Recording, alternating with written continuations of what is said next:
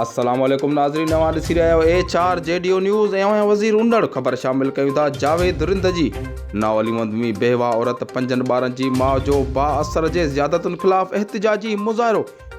हिन आला अख़्तियारनि खां वाहर जी अपील कई। ख़बर मूजिबि नवावलीमत प्रेस क्लब में 5 मासूम ॿारनि जी माउ बेवा शौकत कॉलोनी जी रहवासिण हाजिरा जतोई बाअसर जे ज़ियादतुनि ख़िलाफ़ एहतिजाजी मुज़ाहिरो कंदे मीडिया ॾों धाईंदे चयो त शाहनवाज़ जतोई, खलीफ़ो जतोई, अलीशेर जतोई, मीर हज़ार जतोई, अली नवाज़ जतोई ऐं नामालूम माण्हुनि घर ते हमिलो करे मुंहिंजे मासूम ॿारनि ते तशदुद कयो ऐं पुलिस जे ज़रिए हिरासत कयो पियो वञे। ज़बरदस्ती मुंहिंजे मुड़ुस जी ज़मीन लिखाइणु चाहींदा, जॾहिं त ज़मीन जो केस सिविल कोर्ट में पिणु हलंदड़ आहे। उन जे बावजूदि काज़ीमत पुलिस संदन बिट बणियल आहे। हिन वधीक चयो त मूंखे या मुंहिंजे मासूम ॿारनि खे को नुक़सानु पहुतो त उन जा ज़िम्मेवार मथे ॼाणल शख़्स ऐं काज़ीमत जी पुलिस हूंदी। हिन SSP नवाब शाह ऐं आला अख़्तियारनि खां अपील कई त जल्द खां जल्द हिन बाअसर माण्हुनि ख़िलाफ़ कार्रवाई कई वञे ऐं मूंखे मुंहिंजे ॿारनि खे तहफ़ुज़ फ़राहम करे मूं सां इंसाफ़ कयो वञे। ये सब बाची मुझे घर में मुझी बनी पेरी विकड़ी थन।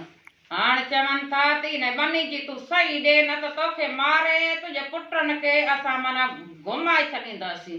हाणे वरी अज आया न पुलिस नो वठी शौकत जतोई ये वठी ऐं पिड़ी ते मुझे छोकरे के भाजायो तन भाजी जान बचाया छोकरे घर में ओ भाजी आयो आ त हथियार खणी शौकत जतोई खलीफो मीर हज़ार ये सब भाजी मुझे घर में लई मुझे थां ट्रपड़ भने जेके पैसा सोन जेवर सब खणी वियान।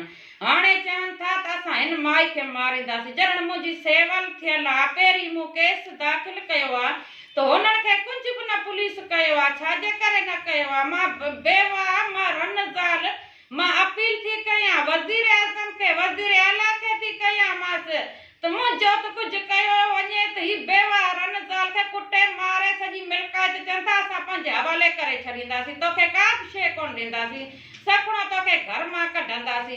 जे मुंहिंजे मुड़ुस खे बि मारे हिननि पाण सोंटियूं धक मारे हुनखे मारे छॾियूं। हाणे अची मुंहिंजे ॿारनि जे ऐं मुंहिंजे पोयां पिया आहिनि। इहो शौकत जतोई, खलीफ़ो जतोई, मीर हज़ार जतोई। वधीक ख़बरुनि अपडेट लाइ ॾिसंदा रहो HR JDO न्यूज़।